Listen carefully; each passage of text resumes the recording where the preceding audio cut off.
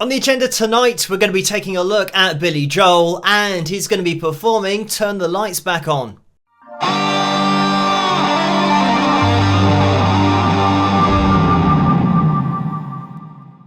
Hello, Phil here from Wings of Pegasus, and welcome to another analysis video. If you enjoyed this video, please give it a thumbs up and subscribe.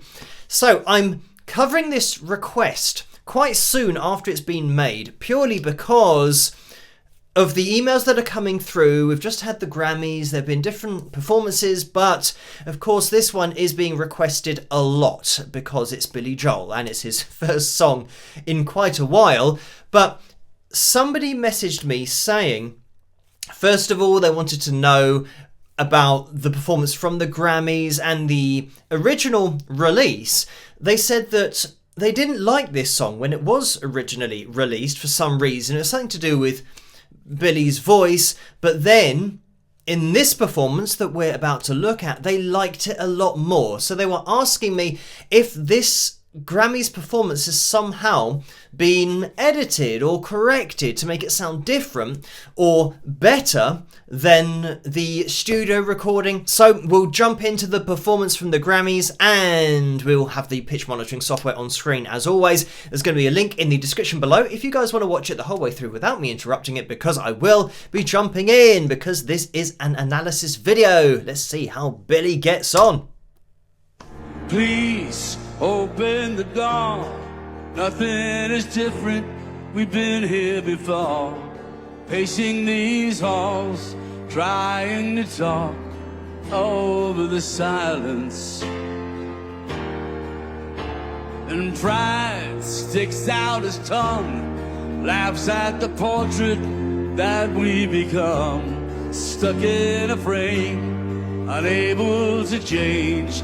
I was wrong.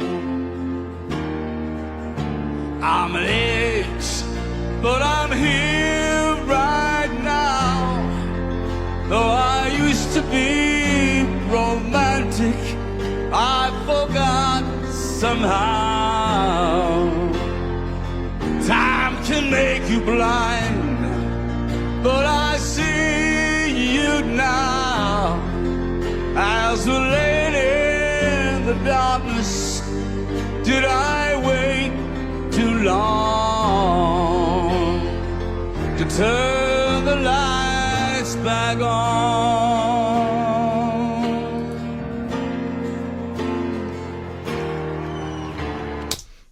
I'm just going to jump in here because this performance is totally unedited from a pitch perspective and everything instrumentally. I mean, this is just on such a high level, the performance all round, because it's Billy Joel at a piano, his natural voice, and the whole band and the instrumentation going on are timing themselves to Billy's playing.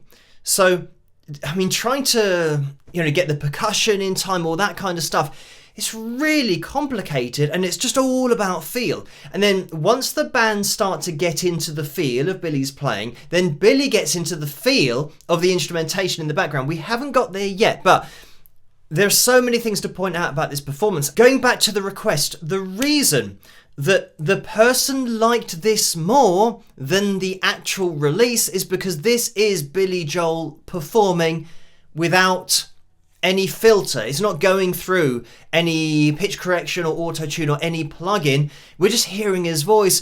And if you haven't watched this the whole way through, I suggest you click on that link in the description below, because it is a great performance.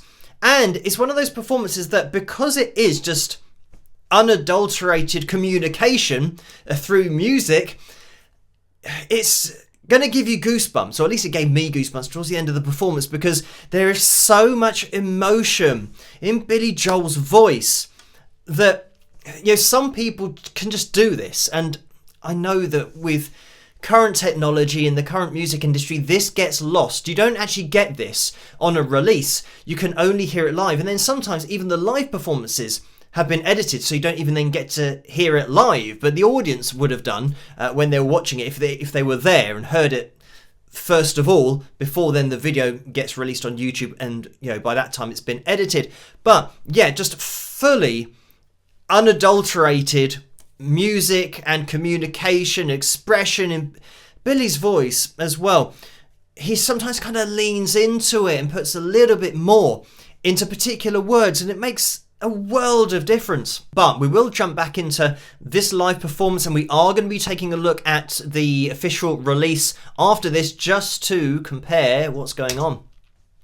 Here, stuck on a hill, outsiders inside the home that we built. The cold settles in, spin along. And I know that I'm jumping in really quickly, but you want to look out for this kind of thing. It's going to be an important thing to remember for this video. Look at the way that Billy Joel's voice ascends from where he starts to then his final destination. This is something that pops up, and we'll keep on playing through. If it does pop up again, I'll point it out. Winter of indifference. Actually, it popped up straight away there. Maybe you love me, maybe you don't. Maybe you learn to, and maybe you won't. You had enough, but I won't give up on you. I'm aches, but I'm here right now. And again, have a look at the way that Billy's voice ascends. And this all sounds great. This doesn't sound out of tune or anything. It's just the expression of the voice. But it's interesting how, when looking through these vocal lines, we can see he's naturally got a subconscious tendency, or it's just part of the way he sings. The note will just ascend, even when he's applying vibrato. It doesn't happen all the time. It's not as if he's hitting a note going, na, and always drifting up. You can't tell with your ear, but it's something that communicates an emotion to us when we hear it, but we can see it, so we can point out and see exactly when it's happening. But I'm here right now, and I'm trying to find the magic. Again, I mean, it's almost a perfect replication of the note that he's going for is the D4, but naturally his voice doesn't start at the D4, it goes up to the D4, and it's not part of this slide. He's not going, na, it's not a smooth slide, it's a, and then right at the end we have this sudden tilt up in pitch towards the note. And again, this is just his style, the way that he sings. That we lost somehow. Maybe I was blind. I mean, listen to that. The difference in expression when he's kind of really leaning into it now. Maybe I was blind, but I see you now as we're laying in the darkness. And again, here, this kind of pushing sharp of that, D4 from where he started. Did I wait too long to turn the lights back on?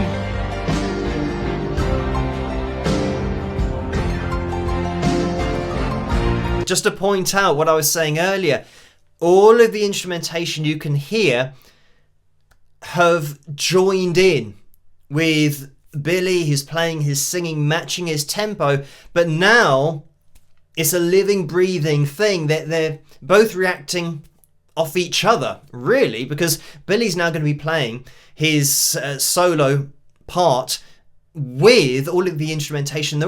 They're not playing to a click track here. This is all just being locked into each other musically. So there's so much going on here.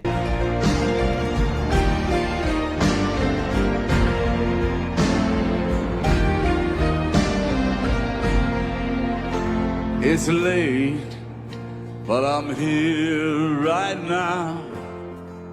Is there still time for forgiveness?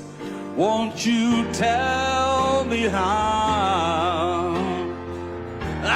And I mean, it's so cool that he's going an octave lower, and now he's gone into kind of where he was. But having that ability to get that low down but still keep that quality.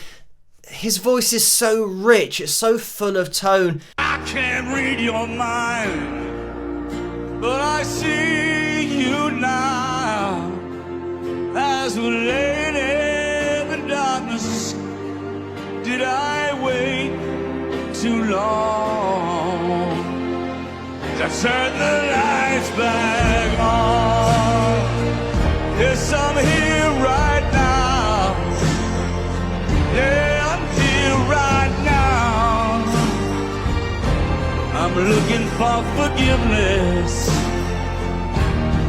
I can see as we're laying. I mean, we've always got, I mean, even here, na na na, which is going to be that A sharp 3, na na na. If I'm drawing an imaginary line through that, we're not sticking on a line going na na na. It's more like he drifts sharp with that, but that's all the same note. I'll take it back just so you can hear it.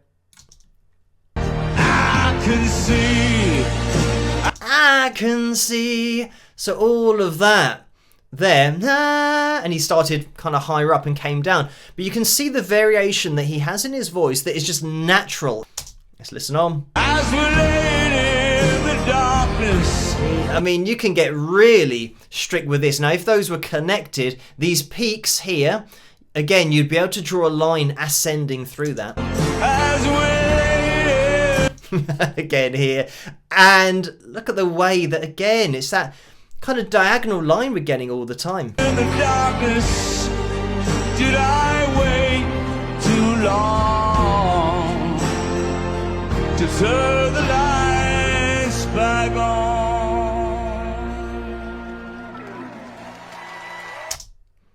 And there we have it.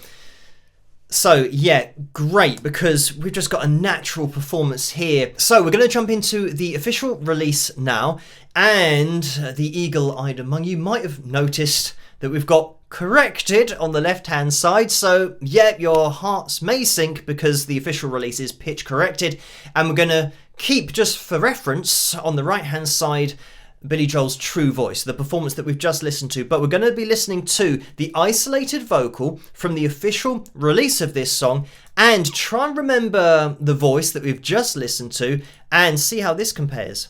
Please open the door. Nothing is different. We've been here before. Pacing these halls, trying to talk over the silence. And pride sticks out his tongue, laughs at the portrait that we become. Stuck in a frame, unable to change. I was wrong. So, if you're wondering what to attribute the sound to when we're looking on screen, it's this one on the left hand side. I've kept this one on the right hand side, not that we're listening to it, but just so you can see the difference in this kind of thing, you know, where we've got stuck to a line and where Billy Joel's voice would naturally go. But anyway, instantly you can hear that I would say that this is probably lost 70 to 80% of Billy Joel's expression, because there's nothing really in here. It just sounds like, I mean, first of all, it's a tone higher. Say, for example, you recorded a song 30 years ago and now you're 30 years older. It might be difficult to hit high notes or a particular high note. So they bring the key down so it makes it easier to sing live. And some artists don't do that and then really struggle to still hit the same notes that they used to hit 30 years ago, for example. But in this case, it's a recent release, so I don't know why this is. It used to be something that back in the day they would, well, producers especially, would force the artists to sing high in their range to try and get all the emotion out that they could from the person's voice. But this song isn't like that. It doesn't have any high screams going on. It's just a song with a message. And with this release, the official release, being a tone higher, I think it sounds better a tone low, and especially because you get to appreciate Billy Joel's voice and all the expression when he leans into it in particular places. So I'm going to take it back, because when you try and eliminate the fact that it's a tone higher, you can hear the total loss of expression that's happened due to the pitch correction. Let's listen again. Please open the door. I mean, you can actually hear the processing going on. Please open the door. You know, it's we can see that the C4 is being stuck to the line here, but the pitch correction, because this is really recent, it's not going to be now stuck on these lines, because I think, I don't know, producers are trying to be more subtle with it. But yeah, if I was in the studio, I would have said, look, we don't need to do it a tone higher. Just record it where you're doing it now. Your voice sounds great, and we'll release it like this. Or we might do a tiny bit of tweaking, or do a comp take of maybe 2 or 3. But we want the emotion of this performance on the record when we release it. Nothing is different. So this is the corrected vocal. We've been here before, pacing these halls, trying to talk over the silence. And let me just flip it over to the live. Pacing these halls, trying to talk over the silence. I mean, it is literally a different voice. And this is the point, that when you take that pitch change, maybe it's been pitched a tone higher because they've said, oh, don't worry if you can't hit the notes, because we'll just pitch correct it. You know, Billy Joel doesn't have to hit these notes because it doesn't matter if you miss them now.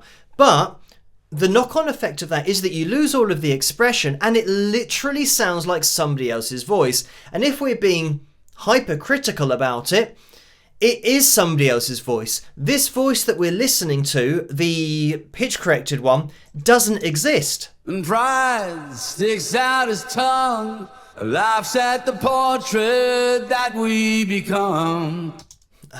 I mean, these kind of held notes that Billy Joel doesn't do. He doesn't do this. So pitch correction is making his voice do something that just, I don't think is even possible for him to hold these notes because of the amount of expression he puts into his vocal. Now we're going to listen to the right hand side. And pride sticks out his tongue. Sticks out his tongue. He doesn't go tongue. Sticks out his tongue, na na na na na na na na na. He doesn't do that. Let's just listen on. Laughs at the portrait. Portrait. He doesn't even hold that note. That we become.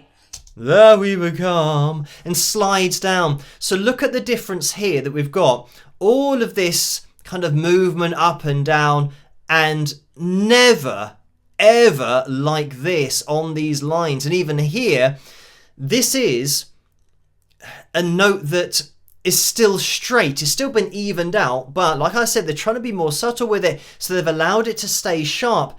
But I don't think he would have held it sharp. They're still flattening everything out, but so they're correcting it to the line and then moving it a bit sharp to try and get away with the fact that they've corrected it. So let's listen on. Stuck in a frame.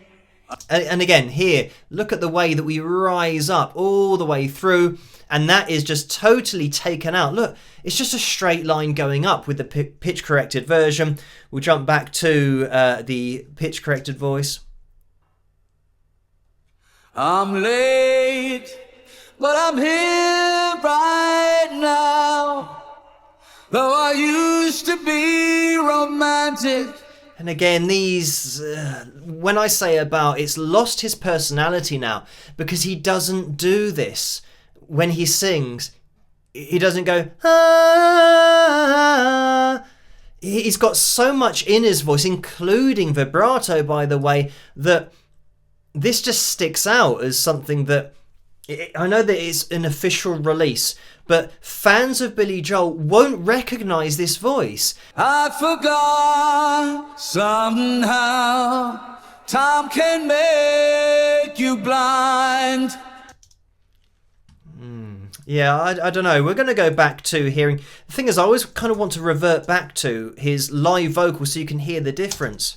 Though I used to be romantic, And listen to... I know I'm getting into details here. Listen to the way he says romantic. though I used to be romantic. Romantic. He's exhaling, he's putting expression into the word, and I wonder if I can actually literally jump into the romantic of the pitch correction. Though I used to be romantic. Used to be romantic. Tick, tick. It's just a note. There's no expression in that. That's what gets taken out. So, yeah, when we go back to here... I forgot somehow. No. Time can make you blind. Hey, let's see. This is the live version. I mean, you can probably hear. We're listening to the live version, but listen to this expression. Time can make you blind. There's no way that you can not hear a difference in expression there. Let's see what happened on the pitch corrector version. Time can make you blind. Listen to the difference there. That is ridiculous. So, that's what I mean. That everyone is now so preconceived with 440 hertz and pitch and it having to be accurate. It's almost like this is not allowed. Time can make you blind. Time can make you blind. And he kind of, he goes down at the end. And I can't believe what a difference there is between his actual voice and this. Time can make you blind. Time can make you blind. It's so inoffensive. So, yeah, I mean, give me the live version all day because it's Billy Joel. When you listen to a great artist, and that's what we're listening to here live, artistry, you can just appreciate it because everything that they've written into the song and their expression, the way they perform it live, you're just going to get an unadulterated, unfiltered version of them singing the song, giving you the emotion of the song and therefore giving meaning to the song. But when you take somebody's voice and you change it into something else that never existed, it's now not got any relevance of personality. Just listen again But to it. I see you now. And here, you can actually see that he was flat, but we've got vibrato. And look what's happened to exactly the same note here over in the pitch corrected version. Let's have a listen. I'm sure that you don't want to listen to it, but let's listen anyway. But I see you now. I mean, it is a different person, isn't it, really? Even though this person doesn't exist, it's like a computer-generated person. You totally lose that... The slide, this massive slide that we had that was so dramatic, it's now been eradicated. As we're laying in the darkness. Laying in the darkness. It's now like we're going up steps and coming down steps rather than sliding and being taken on that emotional roller coaster. But here's what I want you to look at. When I said earlier in this video, look out for the way that Billy Joel's voice naturally ascends to the note. Here you can see below the line goes bang up to the line. I said that he does this every now and again, but on the pitch corrected official release you'll see how this B3 has not ascended anywhere. It's gone straight to the line and then just continued on the line. Thankfully, because of the detail that we look at vocals in on the channel, we can see why you don't like it. Why you don't like this version, because this is something that happens with Billy Joel's voice that he doesn't do intentionally. It's a natural thing. It's part of his expression and his personality. So mentally, we attribute this to Billy Joel. So when a song gets released that has this, it's not Billy Joel, it's something else. Outsiders inside the home that we built. The cold settles in. It's been a long winter of indifference. Maybe you love me, maybe you don't. Again, I mean, dynamically as well, with Billy Joel's vocal live, We're going on a journey. So here with the live version, when he's singing, maybe you love me, maybe you don't, it's kind of, there's frustration or there's an emotion within what he's saying, and the lyrical content of the song is being communicated with an emotion because of the way that he's singing. Listen again. Maybe you love me, maybe you don't. So it's putting meaning into the words. Listen to the pitch corrected version. And maybe you love me, maybe you don't. And now it sounds like he's almost happy about it. Maybe you love me, maybe you don't. You know, it's like, where's... I don't know. Where's the emotion? Where's the communication of that emotion? Where's the expression and the emotion of the words that you're saying? And again, I'm not having a go at Billy Joel, of course. I'm having a go at the fact that this is what music has turned into. Producers are so preconceived with the idea of being on pitch directly over 440 hertz that we're now losing the freedom, the artistic freedom that Billy Joel needs in order to communicate to an audience. And that's what he's got on the right hand side. That's why you get goosebumps. That's why you got a standing ovation on the right hand side with a live performance, because he gave you his personality. He put it all out there. But with pitch correction, you can't put it all out there because it's not you anymore. If I were in the studio and he performed this, I would say, look, just perform it. Just play it live. And whatever happens, it's going to be good enough, because trust me, you are good enough. And people want to hear you. They want to hear the authentic you. They don't want to hear you put through a plugin and for your voice to be put all over the place according to somebody else's preference of what they think is correct. Just do what you do. And it's my job as a producer, if I were recording Billy Joel, it's my job as a producer to capture you and give you to an audience. Everything feels right about this key on the right hand side and your natural voice, the emotion you can put into it. We don't want you to have to be straining for notes or trying to reach notes or thinking, oh, singing higher is better. It isn't. Singing well and communicating is better. Use your ears. Don't look at 440 hertz. Don't look at a tuner telling you where the notes are. Listen to it. And if you get goosebumps, don't change it. Get it released as quickly as possible and as true to that sound as you can. You know, if as soon as it sounds like the right hand side, I just say, right, that's it, stop. We're not doing anything. I say, oh yeah, but look, that's not quite on the line, and you know, this one up here is a bit sharp, so we move that. I say, no, don't look at it, listen to it. If it sounds that good, release it. Because I guarantee you, you're going to get more people buying the song, especially from fans of Billy Joel that have been fans for years and decades. If you want to apply, you know, a bit of reverb or compression, okay, we're not going to overdo it because we've already got the magic. The magic is here. We don't need to take the magic and put it through a plugin and replace it with something else that now isn't magic. Once you've got it, that's the hardest bit. And with great artists like Billy Joel, as we can see him performing it live here, totally unedited, he's giving you the magic.